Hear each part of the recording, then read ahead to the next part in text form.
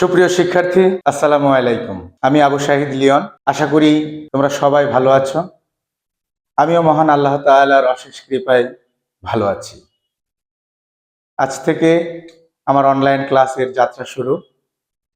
আজ থেকে শুরু করছি ইংলিশ ভার্সন শিক্ষার্থীদের জন্য, যারা ক্লাস 9 এবং 10-এ পড়ো, তাদের বায়োলজি বইয়ের সহজ ব্যাখ্যা।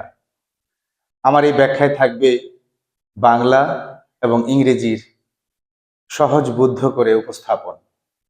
আশা করি আমার এই ক্ষুদ্র চেষ্টা তোমাদের কিছুটা হলেও উপকারে আসবে। যে সকল শিক্ষার্থীরা আমাকে এতদিন বলেছ স্যার অনলাইন ক্লাস নেন, তাই তোমাদের অনুপ্রেরণায় আমি আজকে আমার এই যাত্রা শুরু করছি এবং সকলের নিকট দোয়া কামনা করছি। আমরা মূলত আমাদের মূল বইটাকে পড়ব, খুব সুন্দরভাবে বোঝার চেষ্টা করব এবং পরবর্তীতে বিভিন্ন টেস্ট পেপার কিংবা গাইড বইয়ের সহায়তায় কোন বোর্ডে কি কি প্রশ্ন এসেছে, কি কি এমসিকিউ এসেছে, সেগুলো নিয়ে আলোচনা করব।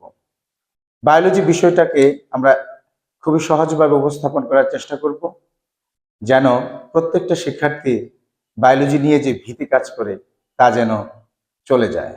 চলো তাহলে দেরি না করে আমরা আজকের ক্লাস শুরু করি। তোমরা দেখতে পাচ্ছ পিছনে স্মার্ট বোর্ডে মজাবুক নামক একটি সফটওয়্যার রয়েছে। এই সফটওয়্যারেই আমি ক্লাসগুলো নেওয়ার চেষ্টা করব, মাঝে মাঝে আমরা নোট ইউজ করব। সর্বপ্রথমেই আমরা এই বায়োলজি বইটাকে ওপেন করে নিচ্ছি। সর্বপ্রথমেই আমাদের এই বায়োলজি বইতে যে কন্টেন্টসগুলো রয়েছে সেই কন্টেন্টসগুলো নিয়ে আমি কাজ করব।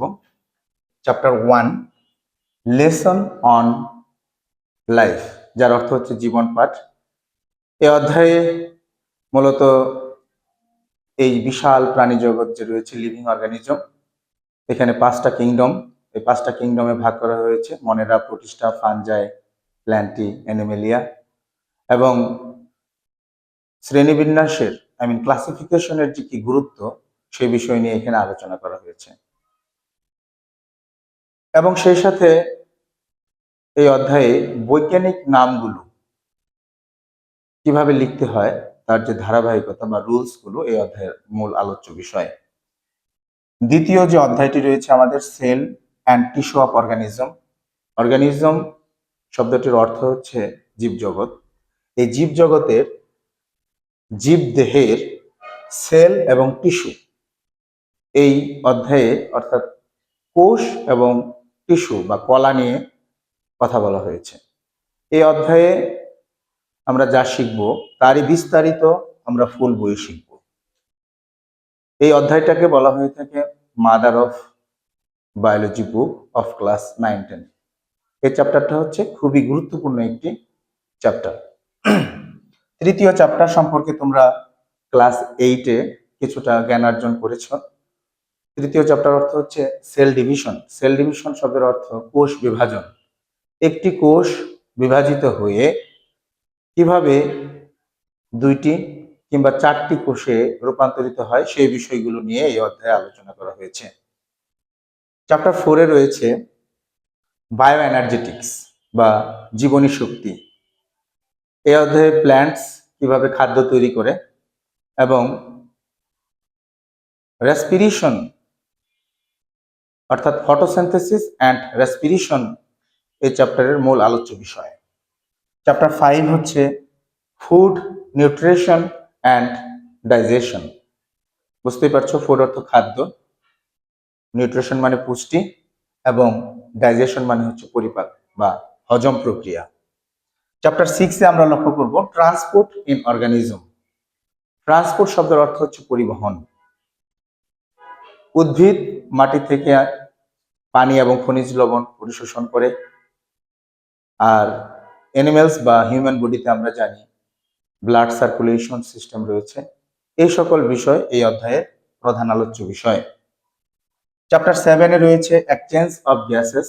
এক্সচেঞ্জ শব্দের অর্থ হচ্ছে বিনিময়, গ্যাস মানে হচ্ছে বায়বীয় পদার্থ।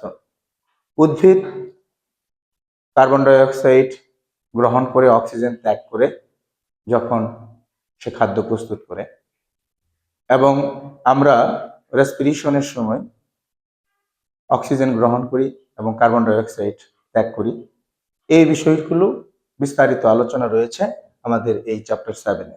চ্যাপ্টার 8 বা এক্সক্রিয়েটরি সিস্টেম। এক্সক্রিয়েটরি সিস্টেম শব্দের অর্থ হচ্ছে রেচন প্রক্রিয়া।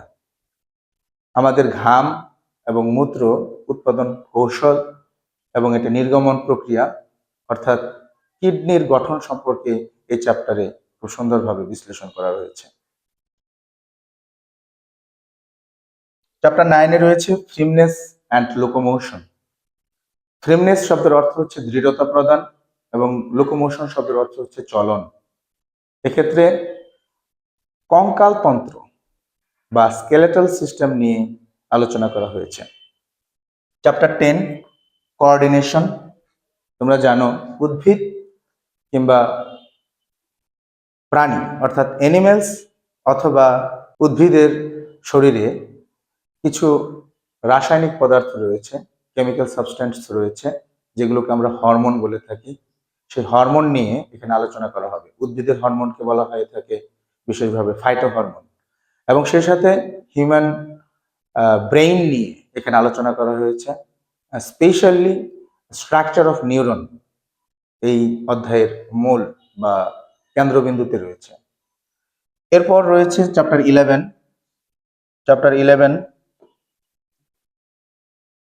চ্যাপ্টার 11-এ যে বিষয়টি নিয়ে আলোচনা করা হয়েছে রিপ্রোডাকশন ইন অর্গানিজম। অতএব জীবদেহে যে প্রজনন হয় এই প্রজনন বিষয়ে আলোচনা করা হয়েছে, অর্থাৎ উদ্ভিদ বিজ্ঞান এবং প্রাণী বিজ্ঞানের আলোকে উদ্ভিদের দেহে এবং প্রাণীদের দেহে যে প্রজনন প্রক্রিয়াটি সংঘটিত হয়ে থাকে সেই বিষয় নিয়ে আলোচনা করা হয়েছে।